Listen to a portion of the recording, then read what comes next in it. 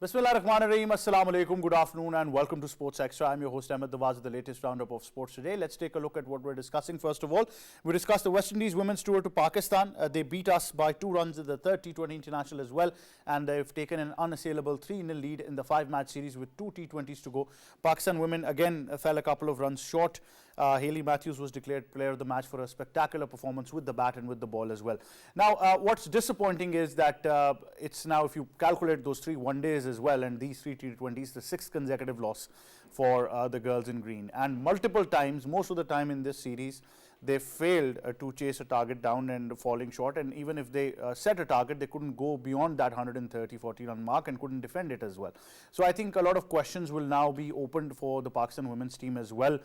There are certain news that are not confirmed right now regarding that team management. I will also let you know about them as well. But like I said, that of course we mean that, you know, more matches they play, the more experience. But at the same time, the way they're losing is very disappointing. So I think PCB and the chairman Pakistan Cricket Board, Mr. Mohsin Naqvi, really needs to, I think, take stern action and make some calls which are right for women's cricket. Otherwise, I think the gap between us and the international women's cricket is already humongous, and in the upcoming ICC tournaments we won't stand a chance. So we'll talk about that as well. Then of course we move on and we discuss the 9th edition of the ICC Men's T20 World Cup. New Zealand, South Africa, England have announced their squad. India and Afghanistan have also announced their squad as well. The events are going to take place in the United States of America and West Indies from the 1st of June. I think we're still waiting for Pakistan's squad. We're probably going to be the last one to announce it, but let's see. And let's explore our combination as well.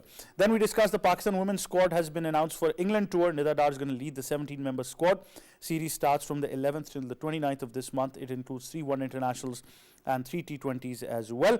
And then of course we also talk about the new team management for Pakistan cricket. That includes Gary Kirsten as our white ball coach, Jason Gillespie as our red ball coach, and Azhar Mahmood as our all-format assistant coach as well. So we'll talk about that in detail and what can we see for Pakistan in the near future as well. So we'll discuss all about this in detail. Time now to introduce our guests. First of all, in studios here in Islamabad, we've been joined by cricket commentator, international broadcaster, presenter, and our sports expert, Asif Ahmed. Assalamu alaikum. How are you, sir? Wa alaikum assalam, Ahmed. I'm very well, thank you. Thank you for joining us. We've also been joined by sports expert, Mr. Malik Usman. Assalamu alaikum. How are you, sir? Wa alaikum assalam. I'm doing well. Thank you very much for joining us. And we've also been joined from our Lahore studios by former first-class cricketer, somebody who knows the game inside out as well, Mr. Ijaz Ashraf Bhatt. Assalamu alaikum, sir. How are you? Walaikum salam. Thank you very much, sir. Thank you very much for joining us. Ijaz, first of all, I think women's cricket is something that really needs to be talked about. You've been part of this structure of first-class cricket as well. So many things have been said about infrastructure development, increasing the pool of players, giving them games. I think a lot of these boxes have been ticked, but unfortunately, results are not coming. What would you like to add in your experience?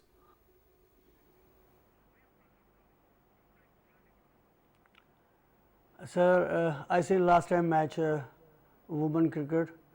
There is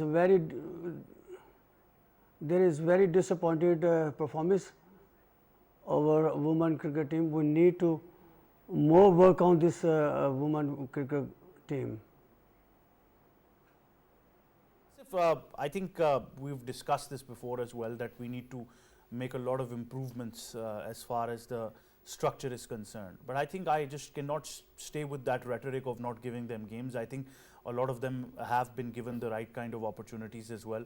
The team combination is certainly there. Some of them are really talented. I have seen their performances even in the last game as well. But the fact is that they need to understand that winning needs to become a habit. Otherwise, internationally, you're going to be struggling right now. Well, Ahmed, to be honest, I would like to ask this question to all of our colleagues, that why it happens with Pakistan that whenever we change the captain, either it's a men cricket or women cricket, the results immediately changes. And let's talk about the Pakistan women cricket that the Nida Dar skipper, she was performing so well right before she was the skipper. As we have changed and she got the responsibility of the captaincy, her performance is going down day by day, either with the bat, with the ball. On the other side, if you see the one-man army, the Matthews, the skipper of the Windies team, either it's ODI cricket, it's T20 cricket, she stood the player of the match, and I think that's the difference. And then we talk about a couple of other, there's player Campbell and I must say that their team combination is really strong. That 3-4 players, and they are playing till the end, and they do understand that we'll play till the victory. So I think that the responsibility of the leadership is high, and when you are a skipper and people are expecting something extraordinary from you, either you playing ODI cricket or T20 cricket. Nida Dar was somewhere, missing a form in one-day cricket. Pakistan lost badly. Same thing is happening in T20 cricket. In your intro, I strongly disagree. It wasn't a question about that either you are making 10, 20 runs more or 15 runs more. It's a question that how you are defending, and it's 130. And if you think that they're chasing down the target on the last delivery, it means somewhere you have lost the confidence, you have lost the momentum, and they've taken the advantage. So I think mindset is really important. And once again, referring towards your intro, I strongly agree with you that the Mohsin Naqvi and PCB should take some solid steps. It's the question is right person for the right job. Either they got the management, either the coaching staff, either the managerial staff, and once again the head of the board of Women Cricket Board. Are they working on the same page? Are they working unanimously? With these results, we can't say. Unfortunately, I would still add that I don't think that we did well to restrict them and they struggled to chase a target. I think it was more like the West Indies didn't play well in between. That was the case. But Usman, I think this is a very, very serious case. Right now, the Women's T20 World Cup qualifiers are also happening. We're seeing diverse amount of teams from various countries coming up and being very, very competitive. For us, it's going to be very, very troublesome to participate in an ICC tournament considering the form that we're carrying right now. I have a slightly different opinion from my colleagues. I think off late Pakistan team has improved. Before there was just runabouts and they were just there to play, and they would lose the game very comprehensively. But off late they have been showing some grit and fight. Why they do not cross the line, I think there is more about psychological issues rather than their competitiveness. I think it takes a lot of energy and nerves to beat a team like West Indies. I think West Indies is a powerhouse in women's cricket, and Pakistan of late have lost the game. Even the previous one, I think it was a game to be won, and it wasn't West Indies that won the game. It was Pakistan that lost the game, and they had Matthews under control for much of the game as well. I think Pakistani team have the resources to improve much more, and off late they have been doing pretty well, and I think they need to be injected with more confidence and more resources, and they should be given much more audience so that their games are being watched by the people and they get a lot of confidence.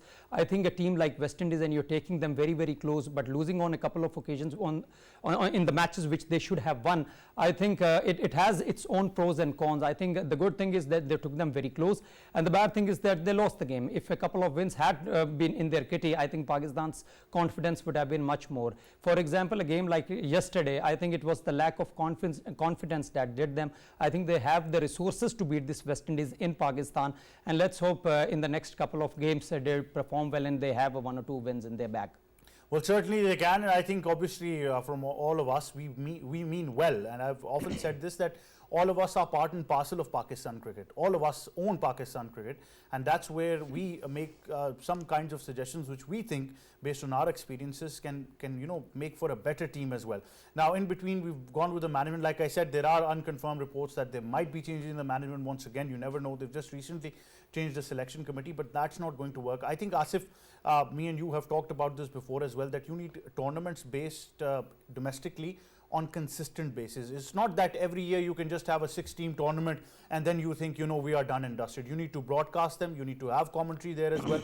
You need to make sure that the marketing level for these kinds of tournaments and make it a regular feature of multiple games. And like we said as well, that if you're not getting to that status, at least at home, you can have 2 days or 3 days for women's teams as well. Very well said, Damad, and you've been raising this point for so long. I think that once again, your mindset, your approach, that how you are approaching towards the women cricket. And we do not have any sort of schools teams in colleges. I don't know hardly either we have women cricket in the universities or not, because where I've been studying in Agriculture University, Rawalpindi, we did not have. Yes, we had the men's team and we didn't have the women. So I think that when we talk about the society like Pakistan, where the women aren't getting chances equally, then you'd have to create some more opportunities. Either two-day tournament, and it's really important if you want to enhance the capacity, if you enhance their abilities, if you enhance their confidence. Slightly disagree with my colleague, respectable brother Usman Bhai, one and only Usman Bhai. That Usman Bhai, I strongly follow what Brian Lara said. No excuses. When you're playing international cricket, it does not mean that we have done this good and this good, but at the last we lost the confidence, we lost. In the end, if you did not win the game, thank you very much, you lost the game. And you'd have to learn with your mistake. From last 3 ODIs and 3 T20s, we didn't learn with our mistake. See, drop catches, the number of drop catches, still there. The running between the wicket is a big problem, and how the partnerships are making, these are the problem. So I think that if you're playing international cricket, and if you cannot compete the international sides, then why you are inviting them? Absolutely. The question is this. Absolutely. I think technically, even if you look at the bowlers as well, they had a brilliant economy. Yeah. But unfortunately, it was those depth overs once again where we couldn't keep our nerve. So we will, of course, in future programs try to explore better opportunities as well. But like I said, from all of us, the message is clear, the request is clear, that we would request once again to the Chairman Pakistan Cricket Board, Mr. Mohsin Naqvi, to have a complete separate structure for women's cricket. I would like to add slightly into this. See, we will see what Mr. Mohsin Naqvi brings to this women cricket team, because just changing the panel, changing the captain, changing the coach, and changing the grounds won't do anything. This is a formula which has been tried and tested, and it has always failed. We need to see what kind of tournaments, what kind of pragmatism he brings into this women's cricket, and how do he bring about the promotion and advertisement regarding the women cricket. And I would love to see the panel, how many of them go and actually watch these women cricketers playing, and how can they improve their approach to the game as well. Because Pakistan in general, I'm not just talking about women cricket, I'm also talking about men cricket. See, a game like yesterday, why I'm emphasizing too much on it is that it was a game to be won, and you only lost because you did not have that confidence of winning the game. It is similar to Pakistani men playing against the Australians. Even if they are in a winning position, you're just not sure until and unless you cross the line, because it is Australia. So this is something that they need to come out of. Maybe a psychologist will do for Pakistan men and women team, that has been talked about. And I would like to see what Asad Shafiq and Abdur Razak, with the wealth of experience they have in international cricket and being the legends of the game, what they are going to bring to this women cricket. I think that will say a lot about how this women cricket goes into the future, because just changing the panel, the captain, the vice captain, that is not going to do any wonders for Pakistan women. Certainly, that is a certain case as well. But now, of course, we shift your focus to the upcoming ICC Men's T20 World Cup, where various nations have announced their T20 squads as well. First of all, let me just give you an overlook of the New Zealand cricket team that have announced their T20 squad, being led by Kane Williamson. So there you have that squad in front of you. Kane Williamson once again leads the side, followed by I think the talented player Finn Allen, Trent Bolt, Michael Bracewell, Mark Chapman in prime form, Jimmy Neesham, Daryl Mitchell, Matt Henry, Lockie Ferguson, Devon Conway, Glenn Phillips, Rachin Ravindra, Mitchell Santner, Ish Sudhi and Tim Southee. So a blend of experience, youth and talent in there as well. And I think a fantastic New Zealand squad. We'll discuss them first as well. Idasab, what would you like to add about this New Zealand squad that has been announced? Obviously, a lot of experience, a lot of talent.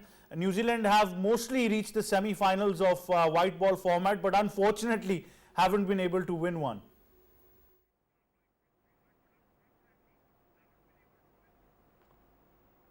Sir, yeah, this is a very good team.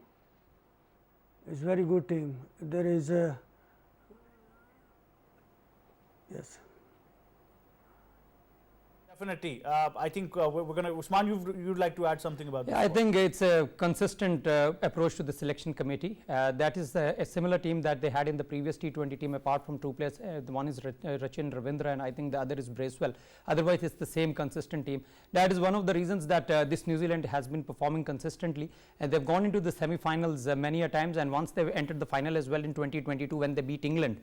and they faced Australia in the final, and they are the bridesmaid of the knockout tournaments. The team fancy their chances against New Zealand most of the time, with all due respect to the New Zealanders, the Black Caps. And this is something that is actually itching me. See, if you are having too much consistency in your selection process, that the results are going to be consistent as well. But mind you, semi-final is never enough. You have to win the trophy to be successful. You have the same captain, you have the same resources, and you will have the same results. Well, so let's expect them to go enter the semi-finals, and the other team, let the other team fancy its chances as going to the final and play the final, the grandest stage of all. Right, certainly. Unfortunately, we're having some technical difficulties. My voice is, unable to reach Ijaz Saab. So, Ijaz Saab, thank you very much.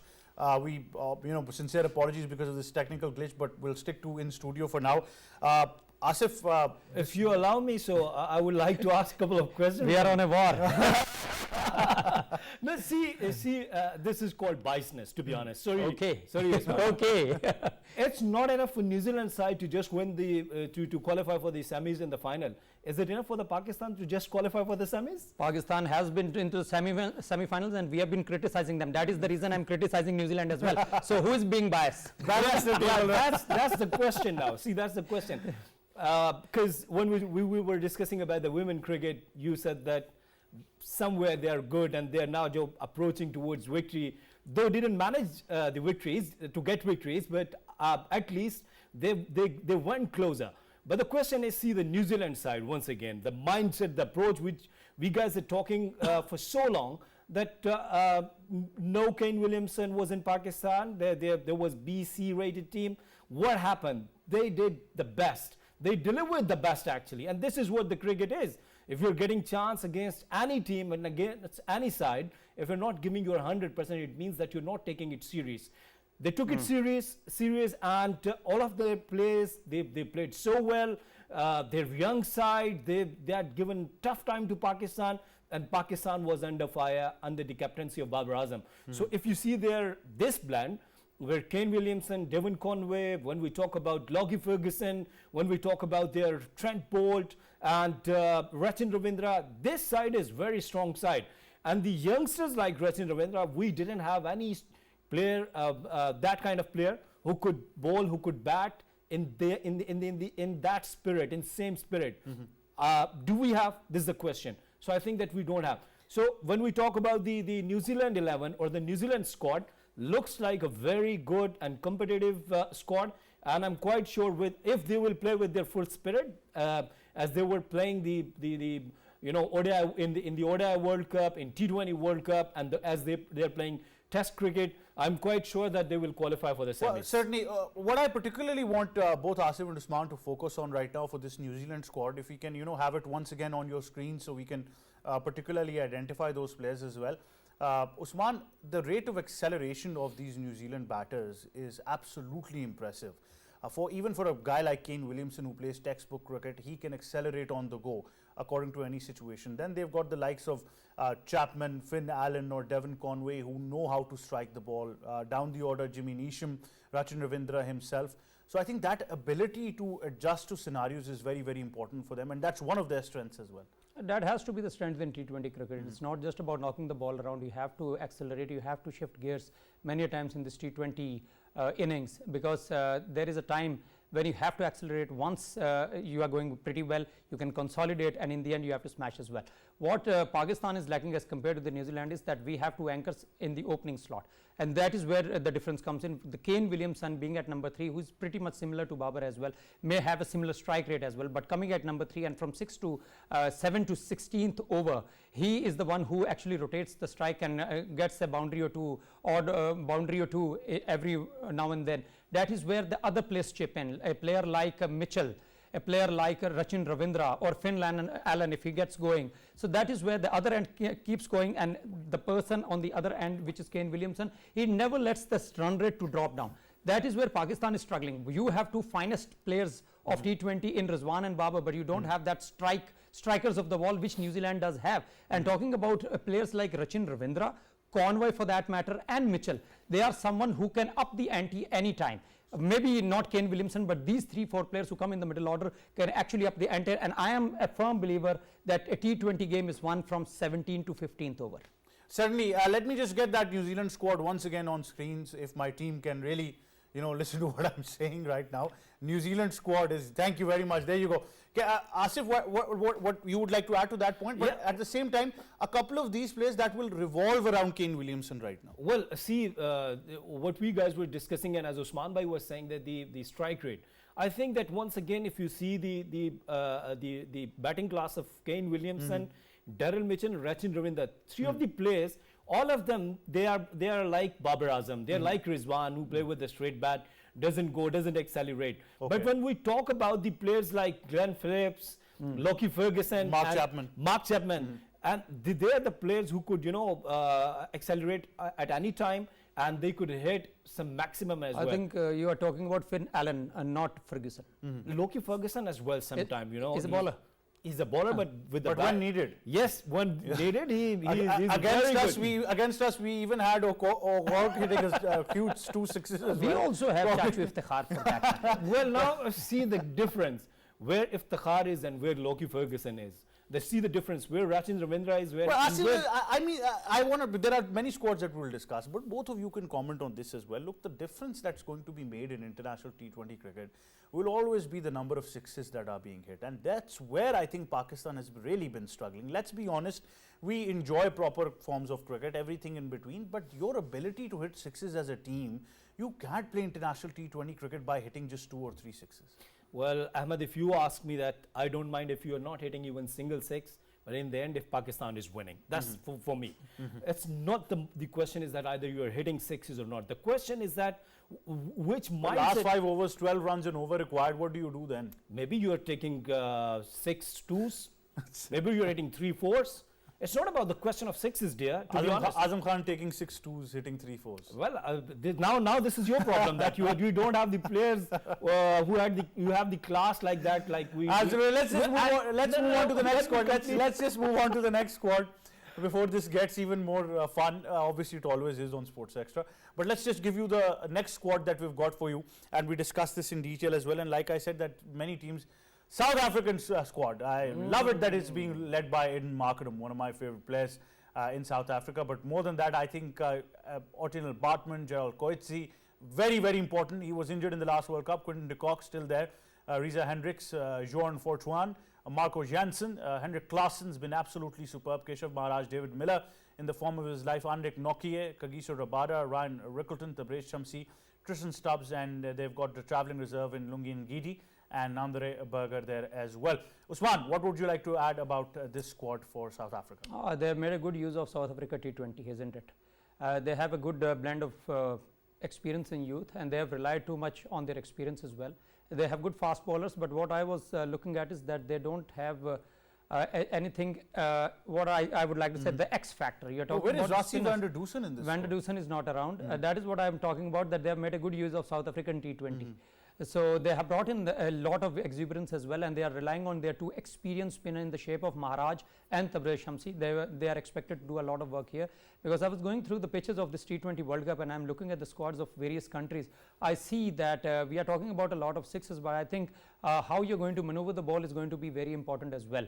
A couple of pitches are there where fast bowlers are going to rule the roost, and the spinners are going to come into play. If you look at the Indian squad, as we were discussing even yesterday, so they have brought in 4 spinners, so they are expecting the ball to turn.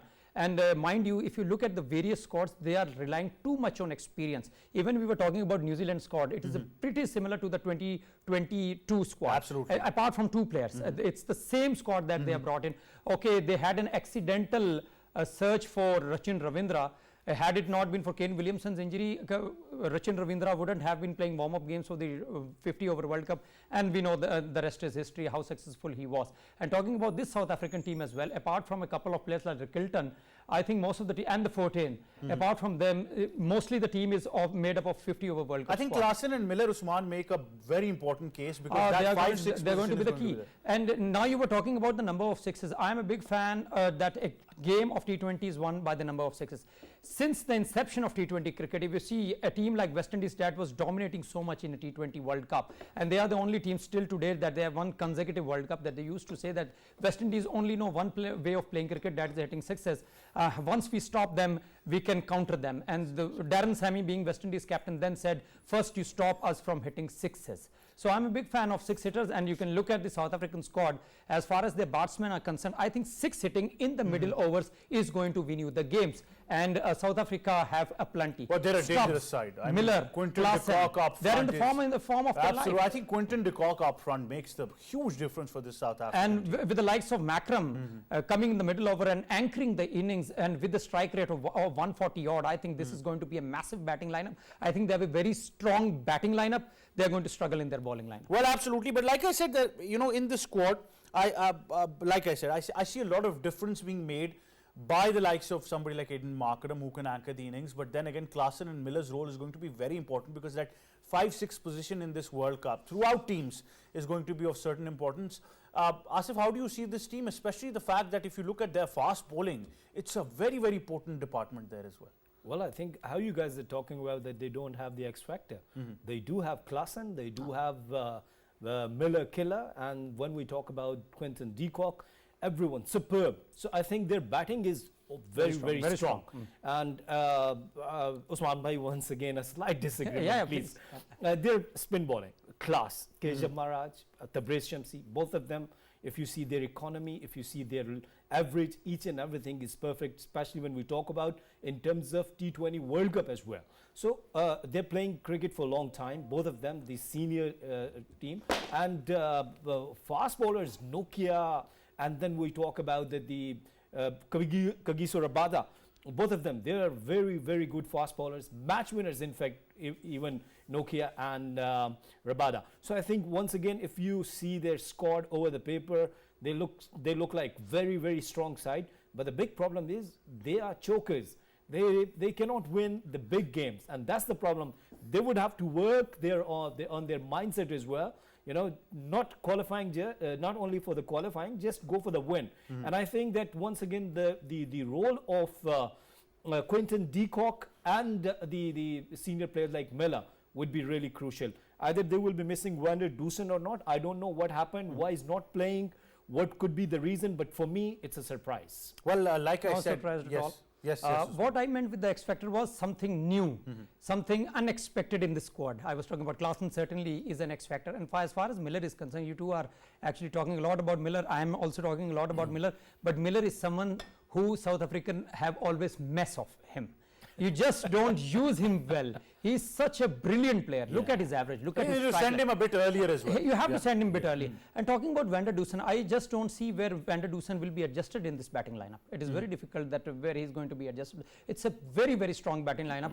Don't forget they were scoring 400 for fun in 50 over World Cup. So they are always strong as far as their batting is concerned. Why I said their bowling is weak, if you look at their fast bowlers, they're going for plenty of late. Plenty, even in IPL, and as you look at South African T20, their spinners, I think X factor in the shape of Shamsi. Chinaman bowler, always an excellent bowler. Maharaj, ever so economic. I think the spin is okay, but they have two good spinners. As far as their fast bowlers are concerned, I think they're going a lot to of media outlets have put Van der Dusen's case there as well. I'll just highlight it for our viewers that Van der Dusen is a shock omission from the T20 squad. He's the second highest run scorer in T20 cricket this year, but lost out on one of the batting spots to his provincial teammate Ryan Rickleton, whose form in the South Africa T20 and Cricket South Africa T20 Challenge was too hard to ignore as well. And it is also said that along with Babar Azam, he's the only batter to score more than 1,000 runs in T20 format this year. Yes, Asif Ahmed. Well, I think that it's this is what I said, that I'm surprised that why he's not in the squad. The way he was playing, if you see his average, his economy, his each and everything from last 1-2 years.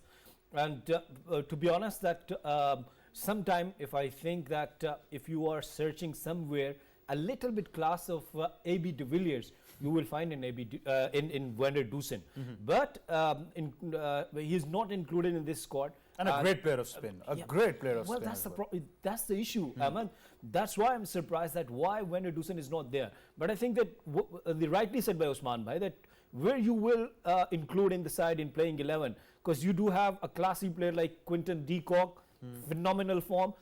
You have Klaassen, Macram, and then Stubbs. Yes, Stubbs and then Miller himself as well. Rickleton, the form he's in. It's very difficult. He can't get it just. So that's why. But even then, I'm surprised that it means that they have plenty of talent.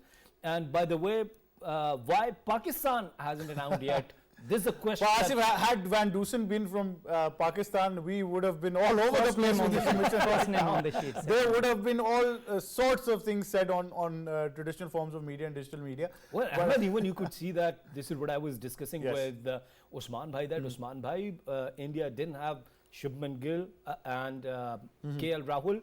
The KL Rahul. We're going to come to that Indian squad, but before that, I'm going to move on to your favorite squad, which is the English cricket team that has been announced as well. How And do I you think know that that's favorite for me? And the big surprise is that Jofra Archer makes a comeback to yeah, this yeah. side, He was expected to make a which is something that we all wanted to see. Let's just see this England T20 squad being led by Joss Butler. England's white ball journey has been absolutely superb. Can we please have the England squad on your screens? Joss Butler, Moeen Ali, Jofra Archer, Johnny Bairstow, Harry Brook, Sam Curran, Ben Duckett, Tom Hartley, Will Jacks, Chris Jordan, Liam Livingston, Adil Rashid, Phil Sott, Reece Topley and Mark Wood as well. Asif, exceptional squad for England once again. Well, I think that they are the defending champions, and if you ask me that talk about two players, so definitely I will talk about their skipper. But Right, we're just going to go towards a short break, but stay tuned. We come right back.